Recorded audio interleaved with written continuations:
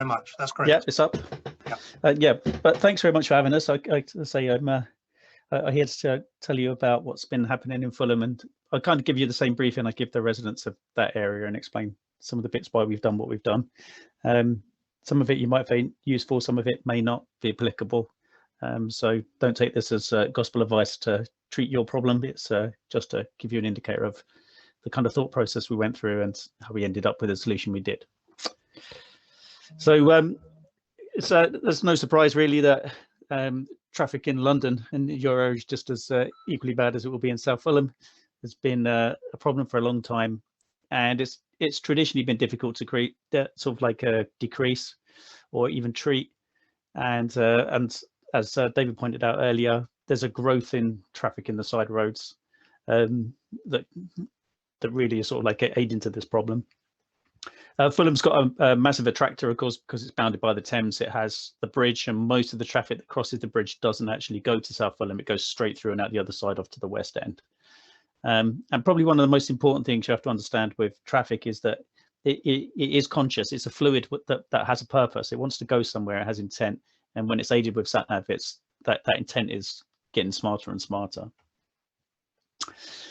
Now, no matter what we like to think, you know, there is always change around us. The population is ever increasing in London, and there's growth in cars. There are more global kind of policies that are trying to help control cars. Some of that's the Uberization of vehicles in the younger generation.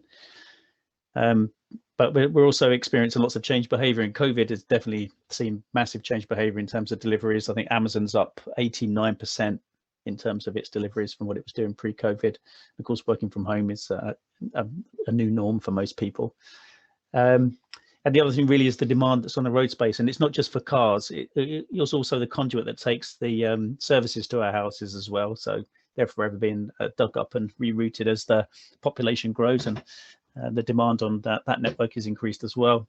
And of course, SatNav's rerouting everything around, which just generates the huge problems.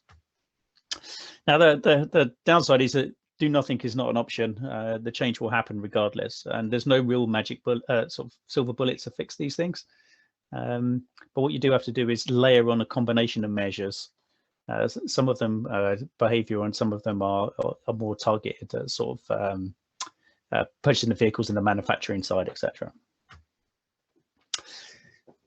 So to go and tackle the problem, you've got to try and understand why traffic uses side streets. And I think David's example earlier was sorry, Malcolm's example earlier. Sorry, I keep calling you David. That's wrong. Malcolm's example earlier was showing really how the SatNav companies kind of always try to pick the shortest and fastest route, or the fastest route, whether it's short or not. And it's a bit like a river to some degree.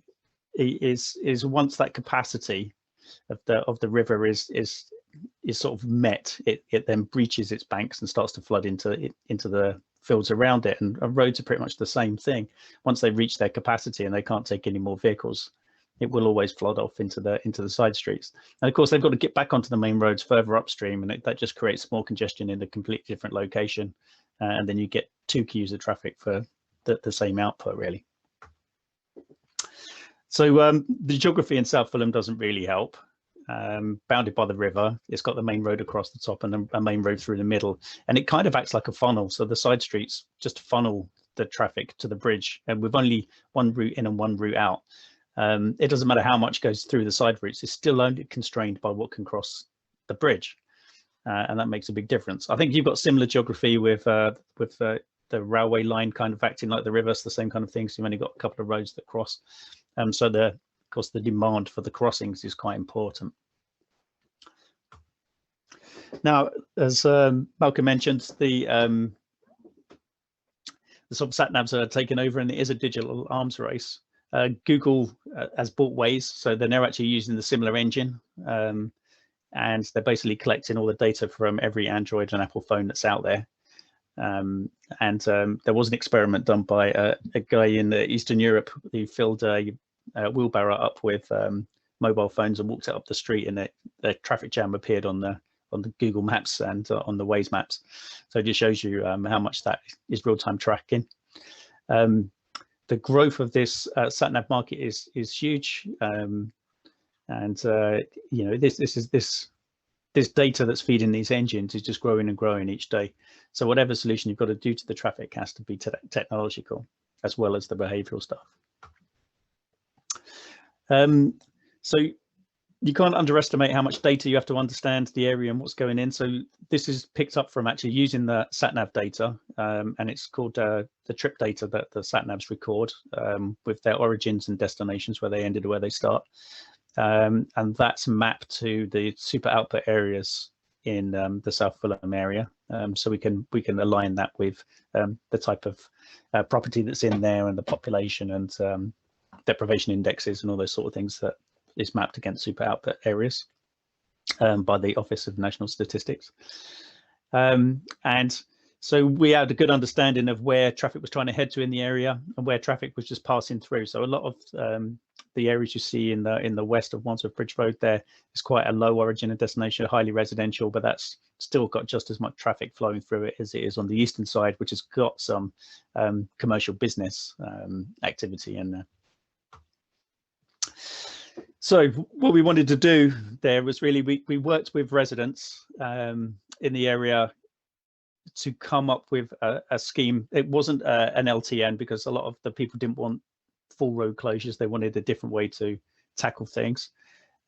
So we set some joint objectives. So they were works with the council trying to meet its traffic and climate objectives and the residents in what they wanted. And this was the kind of joint objectives we set up with each other. There's 3 residents groups in operation. There's one in the east of Wandsworth Bridge Road, one in the west of Wandsworth Bridge Road, and the Wandsworth Bridge Road group itself, for obvious reasons, as that's a main A road. They're always going to get concerned that traffic is going to get displaced to them. So you know, it was important that taking them on the journey was with us in the understanding of why the whole long-standing problem had to be fixed, needed their support. So how does a TCPR different from a LTN? LTNs themselves, they've kind of, it's kind of a bucket for anything that's there to change traffic to active travel of some description, and it can be anything from a cycle lane scheme to a planter dropped in the middle of the road, to a full-blown scheme that we've got in Fulham. So it's kind of a very wide, all-encompassing type tool. The thing with road closures and things is when you're tackling rat running, it can be a very blunt instrument because it affects local people as much as it affects the rat running traffic, and that's not always what you want to do. And sometimes you need a combination of the tools to do what you want. So luckily for us in Fulham, we didn't need the road closure method, and where we had tried that before, it caused massive disruption to the local people, and they were very anti it. Similarly, they can impact quite heavily on emergency service vehicles because they also have to compete with the main roads with the through traffic as well. But with the TCPR style, because it's using camera enforcement, actually like a filter, it allows you to separate local traffic and the through traffic, and let the local traffic use the roads as normal, and the through traffic has to go somewhere else. You do get some modal shift. It's not as much as you get with an LTN, because some people will opt to still take the routes through your streets, but they will do it in cycling and walking instead. And we have seen that happen in South Fulham. But of course, your emergency services and all those kind of things can run quite easily through your area, and so can your servicing, like refuse trucks. They can still access and go through so easily. So how does it work? So essentially, we put a virtual closure, a virtual gate at a particular location, and it would be exactly the same locations as you would stick a planter down if you were doing a traditional LTN. And then the vehicle, as it comes up to wanting to pass it, there's a camera looks at the registration. It checks it against a permitted vehicle list. If it's on the list, it's ignored. If it's not on the list, it gets sent a fine in the post. That's as simple as it works. It's because you're actually breaking it's a moving traffic contravention of no motor vehicles. And you have to use the no motor vehicle signs because things like no entries and things don't have exemptions.